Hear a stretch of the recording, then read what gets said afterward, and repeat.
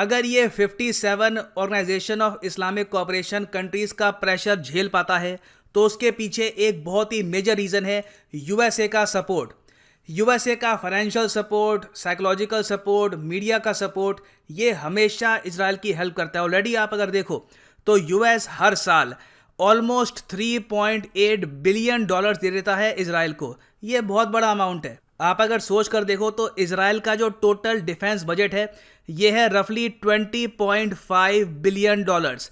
इसमें से अगर रफली आप कह सकते हैं 3.8 या फिर इवन 4 बिलियन के आसपास, क्योंकि कुछ और अमाउंट भी देते हैं इनको इन टर्म्स ऑफ ग्रांट, करीब 4 बिलियन डॉलर सिर्फ यूएसए से ही आ जाता है। तो it is such a huge support for Israel. और इजराइल बाय द वे हर साल अपनी जीडीपी का 5%, एक्चुअली 5.3% खर्चता है डिफेंस पर, क्योंकि ऑब्वियसली बात है अगर इनकी मिलिट्री स्ट्रांग होगी नहीं तो Hamas, Hezbollah, Jordan, Syria, Egypt, आसपास बहुत सारे देश हैं तो इनको काफ़ी प्रॉब्लम्स आएंगी। और फ़िलिस्तीन का यहाँ पे मैंने नाम लिया नहीं है क्योंकि मेन प्रॉब्लम यहाँ पे हमास से ही है।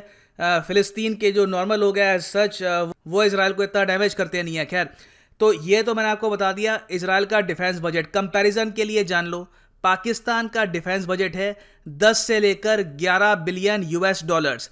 टर्की का डिफेंस बजट है 13.2 billion United states dollars. Now ये तो यूएस की मैंने आपको बता दी सपोर्ट फाइनेंशियल। उसके अलावा काफ़ी इंपॉर्टेंट जो प्रोग्राम्स होते हैं यूएस के, चाहे F-35 का प्रोग्राम हो या फिर वेरियस और टाइप के इनके प्रोग्राम्स हो, पेगासस का प्रोग्राम हो, यूएसए हमेशा इंश्योर करता है कि इजराइल इनके डिफेंस प्रोग्राम्स का पार्ट बने और इजराइल को सबसे पहले ये latest technology free of cost मिल जाए और उसके बाद डिस्काउंटेड रेट्स पर ये यूएसए का मिलिट्री इक्विपमेंट परचेज भी कर पाए। सो यहाँ पे आप समझ सकते हैं कि इजराइल के लिए अमेरिकन सपोर्ट कितना इंपॉर्टेंट है। मगर एक बहुत ही बड़ा चेंज आज के समय हम देख रहे हैं जिसका इम्पैक्ट इजराइल पे हो सकता है आने वाले मैं कहूँगा 20 से लेकर 30 साल में।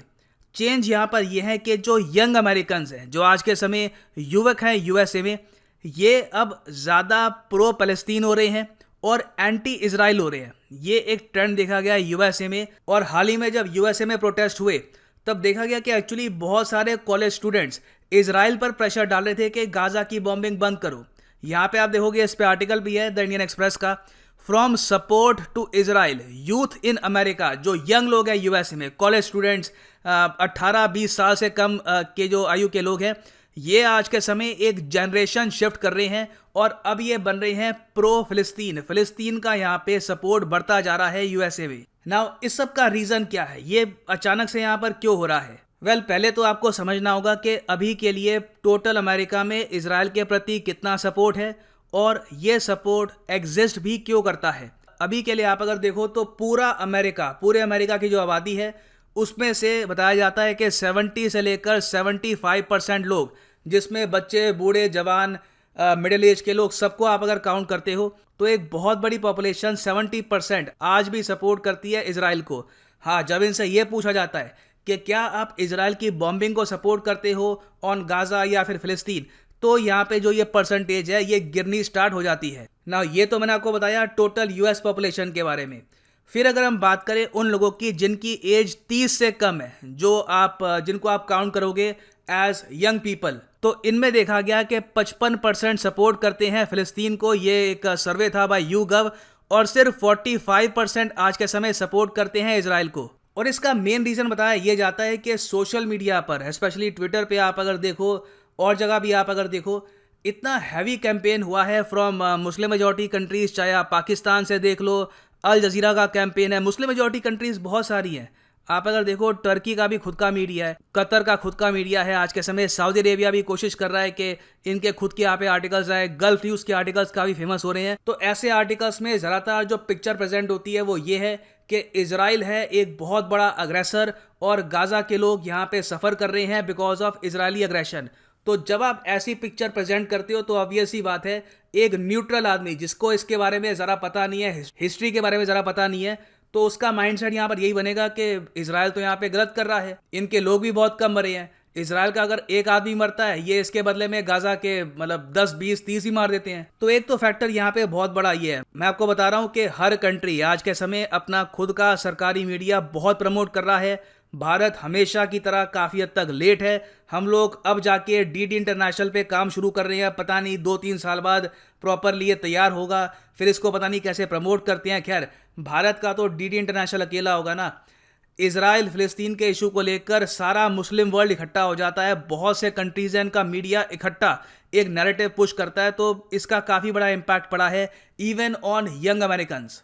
और इसलिए जब हाल ही में ये सर्वे किया गया, अमेरिकन से ये पूछा गया कि देखो, इजराइल फिलिस्तीन को हम अलग अलग नहीं देखते, हम बात करते हैं इजराइल फिलिस्तीन कॉन्फ्लिक्ट की, तो वहां पे क्या आप इजराइल का सपोर्ट करते हो? तो वहां पे आप अगर सब एज ग्रुप्स को देख लो तो उसके हिसाब से भी सिर्फ 1/3 अमेरिकन ने कहा कि हम इजराइल को सपोर्ट करते हैं। वेराज मेरे हिसाब से इस टाइप का सर्वे आप अगर इंडिया में करोगे तो आराम से आपको 2/3 जो लोग हैं ये सपोर्ट में मिलेंगे ऑन इजराइल, क्योंकि इंडिया के सोशल मीडिया में देखा गया ह्यूज सपोर्ट था for the country of Israel. I mean since Israel over the years एक बहुत बड़ा सपोर्ट बन के रहा इंडिया के लिए इन 1971 वॉर, कारगिल वॉर, तो उसके बदले में बहुत सारे इंडियंस हैं जो आज के समय सपोर्ट करते हैं इजराइल को। और यूएसए की देखो जो यंग पॉपुलेशन है, जो ट्विटर ज़रा यूज़ करती है, जो फेसबुक ज़रा यूज़ करती है, वो ज़्यादा प्रो पैलेस्टीन बन रही है। इसका साफ साफ हमको एग्जाम्पल दिखा जब गैल गैदो आपको पता होगा, ये एक इजरायली एक्ट्रेस है, अमेरिकन मूवीज़ में काम करती हैं। इनकी बहुत ही फेमस मूवीज़ हैं जैसे कि for example justice league, wonder woman. तो इन्होंने ट्विटर पे जब एक ट्वीट लिखी कि मेरी कंट्री आज के समय वॉर में है, मैं चाहती हूँ दोनों जगह पीस हो जाए, तो इनका इतना क्रिटिसिज्म यहाँ पे हुआ सिर्फ इस बात को लेकर कि आपने इजराइल की आर्मी की आलोचना क्यों नहीं करी, आप ये क्यों कह रही हैं कि इजराइल भी सफ़र कर रहा है, गाज़ा भी सफ़र कर रहा है, जबकि क्लियरली ज़्यादा सफरिंग है गाज़ा की। लोगों ने ये सब बोला और ये सब कहकर इनको इतना ज़रा बुली किया गया कि एक बार को इनको अपने ट्विटर पे जो कमेंट्स हैं ये ब्लॉक करनी पड़ी। ये बस एक एग्जांपल है और इससे हम समझ सकते हैं कि कितना प्रेशर आज के समय पड़ता है even on celebrities on these issues. Now इस सब के अलावा एक और फैक्टर मैं यहाँ पे और ऐड करना चाहूँगा कि इजराइल की जो सेटलमेंट्स बढ़ रही है ना, इस बात को लेकर भी बहुत सारे अमेरिकन अच्छा फील नहीं करते कि गाज़ा की ज़मीन, जो वेस्ट बैंक की ज़मीन है, इनकी ज़मीन कम होती जा रही है। और 2016 में तो प्यू रिसर्च सेंटर ने एक पोल किया इजराइल में, जहां पर आम इजरायली ज्यू से पूछा गया कि आपके देश में जो अरब मुस्लिम्स रहते हैं उनके साथ क्या करना चाहिए। तो एस्टोनिशिंगली लोग एक्चुअली शॉक्ड हो गए पूरी दुनिया भर में कि 48% इजरायली नागरिकों ने यहाँ पर यह कहा, इजरायली नागरिक नहीं, इजरायली ज्यूज़ ने यह कहा कि हम चाहते हैं कि जो अरब्स हैं, जो मुस्लिम्स हैं हमारे देश में, इनको बाहर निकाल देना चाहिए आने वाले कुछ सालों में। तो यहाँ पे बहुत बड़ी जनसंख्या है, ये लाखों की ये बात कर रहे हैं, ये कह रहे हैं कि इनको ऑल टुगेदर देश से ही बाहर निकाल दो। तो ये सब देखकर भी अमेरिका में सिंपैथी जागती है टुवर्ड्स गाज़ा। ना यहाँ पे मेन क्वेश्चन आएगा कि अच्छा ठीक है, अभी के लिए यूएस गवर्नमेंट मेनली सपोर्ट क्यों करती है इजराइल? इसके देखो यहाँ पे 2 रीज़न है, एक तो है रिलीजियस, दूसरा है स्ट्रेटेजिक। स्ट्रेटेजिक रीजन बहुत ही सिंपल है, इजराइल की जो लोकेशन है मिडिल ईस्ट में बहुत ही इंपॉर्टेंट है। यूएसए जानता है कि अगर रशिया का जो ओवरऑल इन्फ्लुएंस है मिडिल ईस्ट में काउंटर करना है तो उसके लिए इजराइल का होगा क्रिटिकल रोल। उसके अलावा देखो यूएस के जो कांग्रेसमैन है, मतलब कि जो इनके मेंबर ऑफ पार्लियामेंट है, ये काफ़ी बार कह चुके हैं कि इजराइल तो हमारा एक तरीके से एयरक्राफ्ट कैरियर है। कल को हमें अगर मान लो मिडिल ईस्ट में कुछ भी करना है, इवन ईरान पे अटैक करना है, इराक में कुछ करना है, वहाँ पे हम इजराइल की धरती का इस्तेमाल कर सकते हैं फॉर मिलिट्री ऑपरेशंस। तो ये तो हो गया बहुत ही बड़ा स्ट्रेटेजिक रीज़न। रिलीजियस रीज़न यहाँ पर क्या है? रिलीजियस रीज़न देखो यहाँ पे है क्रिश्चियन ज़ायनिज़्म। ज़ायनिज़्म क्या है, इस पर मैं एक वीडियो ऑलरेडी बना चुका हूँ। आप अगर सर्च करोगे वर्ल्ड अफेयर्स व्हाट इज़ ज़ायनिज़्म तो आपको वीडियो वो मिल जाएगी। ज़ायनिज़्म सिंपली एक बिलीफ होता है कि जो ज्यूइश पॉपुलेशन है इनका खुद का एक देश होना चाहिए जेरूसलम के आसपास। मतलब कि अगर आप मानते हैं कि Israel as a country exist करना चाहिए और जेरूसलम उसका पार्ट होना चाहिए तो आप हो एक ज़ायनिस्ट। तो जिस तरीके से ऑब्वियस सी बात है, बहुत से ज्यूज़ हैं ज़ायनिस्ट, बहुत सारे क्रिश्चियन ज़ायनिस्ट भी हैं। अगर कोई हिंदू मानता है कि यहाँ पर जो ज्यूज़ हैं इनका एक कंट्री होना चाहिए, जेरूसलम इनको बिलोंग करता है, तो एक हिंदू ज़ायनिस्ट भी हो सकता है। हिंदू ज़ायनिज़्म भी ग्रो कर रहा है, मगर इन पर्टिकुलरली आप अगर देखो क्रिश्चियन ज़ायनिज़्म, ये 1948 के बाद यूएसए में काफ़ी फैला। कई जो क्रिश्चियंस हैं यूएसए में, प्राइमरली जो इवेंजेलिकल सेक्ट है क्रिश्चियंस का, वो ये मानता है, उनकी मान्यता है कि अगर इजराइल प्रॉपरली एस्टैब्लिश हो जाता है, मतलब कि ग्रेटर इजराइल की ये बात करते हैं कि अगर प्रॉपरली इजराइल एस्टैब्लिश हो जाता है, ज्यूज़ वापस आ जाते हैं यहाँ पे इजराइल में, तो जीसस क्राइस्ट वापस धरती पे आएंगे, इनकी सेकेंड कमिंग होगी। ये इनकी एक प्रोफेसी है। तो ये है क्रिश्चियन ज़ायनिज़्म का बिलीफ। अब ऑब्वियस सी बात है, कई पॉलिटिशियन जानते हैं ये, कई क्रिश्चियंस मानते हैं, तो इसलिए वो काफ़ी बार इसराइल को सपोर्ट करते हैं, प्राइमरली रिपब्लिकन पार्टी। आपने देखा होगा डोनाल्ड ट्रंप बहुत ज़्यादा प्रो इसराइल थे। इसका मेन रीज़न यहाँ पर ये था कि जो उनका वोटर बेस है वो भी काफ़ी हद तक प्रो इसराइल है। अब आज के समय देखो यूएसए में क्या हो रहा है कि जो यंग पॉपुलेशन है ये रिलीजन से दूर जा रही है। ये बहुत ही इंपॉर्टेंट है। पहले क्या था कि बहुत सारे क्रिश्चियंस को उनका जो बिलीफ था वो अपने आप उनको सपोर्ट करवाता था यहाँ पर इसराइल को। अब यहाँ पे आप देखोगे प्यू रिसर्च सेंटर की एक रिपोर्ट है 2019 की, और ऐसी आपको दर्जनों रिपोर्ट मिल जाएंगी कि यूएसए में, ना सिर्फ यूएसए में, एक्चुअली इवन यूरोप में जहाँ भी डेवलप्ड कंट्रीज़ हैं, ओवरऑल लोगों का जो रुझान है रिलीजन की तरफ ये कम हो रहा है।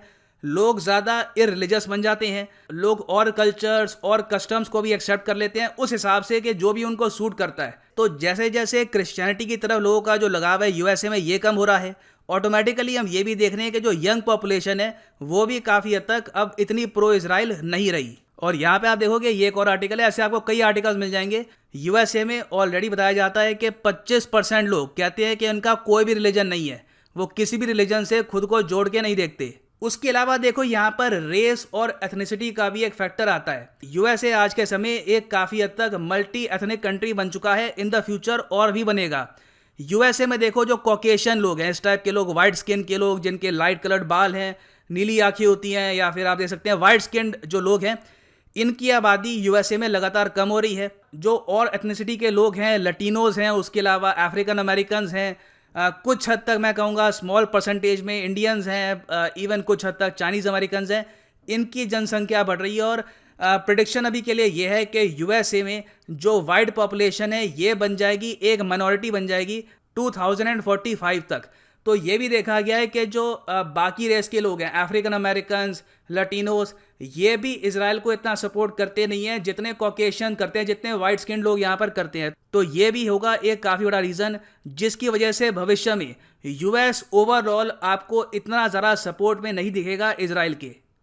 और इस सब के बीच में आप देखोगे इजराइल के लिए भी एक बहुत ही बड़ा पॉलिसी शिफ्ट होगा। पॉलिसी शिफ्ट यहाँ पर यह है कि अभी के लिए जो इनकी दोस्ती है, जो इनकी बहुत ज़्यादा एक क्लोज रिलेशंस हैं विद यूएस, ये कुछ हद तक अफेक्ट होंगे, कुछ हद तक नेगेटिविटी यहाँ पे आपको दिखेगी। मगर इजराइल के रिलेशंस इंडिया के साथ बहुत इंप्रूव होंगे, क्योंकि इंडिया में इजराइल का जो ओवरऑल सपोर्ट है ये बढ़ता जा रहा है, और अभी तक कोई संकेत नहीं मिल रहे कि इजराइल को लेकर इंडिया का सपोर्ट कम होगा। और आप सब लोग भी जानते हैं कि देखो ग्रोथ रेट 1-2 साल के लिए कम हो, ज़्यादा हो, पेंडेमिक आए ना आए, 2045 तक इंडिया सेकेंड लार्जेस्ट इकोनॉमी होगा दुनिया में, चाइना के पीछे। और इंडिया काफ़ी हद तक यूएसए को सरपास भी कर चुका होगा इन इकोनॉमिक इंडिकेटर्स। तो उस वक्त एक्चुअली इजराइल के लिए इंडिया भी हो सकता है एक बहुत ही इंपॉर्टेंट सोर्स हो ऑफ वेपन्स एंड फंड्स। और फाइनली यहाँ पर मैं एक और बात ऐड कर दूं कि आप अगर किसी भी एग्ज़ाम के लिए प्रिपेयर कर रहे हैं, चाहे आईआईटी हो, नीट हो, या फिर रेलवेज, बैंक, यूपीएससी, अनअकैडमी के क्वालिटी कोर्सेज अवेलेबल हैं। फ़ायदा देखो यहाँ पर आपको ये मिलेगा कि आप जो ये लेक्चर्स हैं फ़ोन पर, टैबलेट पे, कंप्यूटर पे, कहीं भी आप दे सकते हैं। लाइव लेक्चर्स यहाँ पे आपको मिलेंगे। सिंपली जाओ unacademy.com पे, क्लिक करो यूपीएससी सीएससी पर, या फिर किसी भी एग्जाम पे जिसके लिए आप तैयारी कर रहे हैं, गेट सब्सक्रिप्शन, और यहाँ पे आप परचेज कर सकते हैं प्लस या आइकॉनिक कोर्स। ऑब्वियस ही बात है सब एग्जाम का रेट सेम नहीं है, वेरियस एग्जाम्स के जो प्राइसेस हैं कोर्सेज के काफ़ी हद तक डिफरेंट है। जो यूपीएससी एग्जाम का कोर्स है ये पर मंथ आपको पड़ेगा 4125 का, मगर ये प्राइस भी पे मत कर देना, यूज़ करिए यहाँ पर कोड PD10 और आपको मिलेगा सीधा 10% discount on all the courses.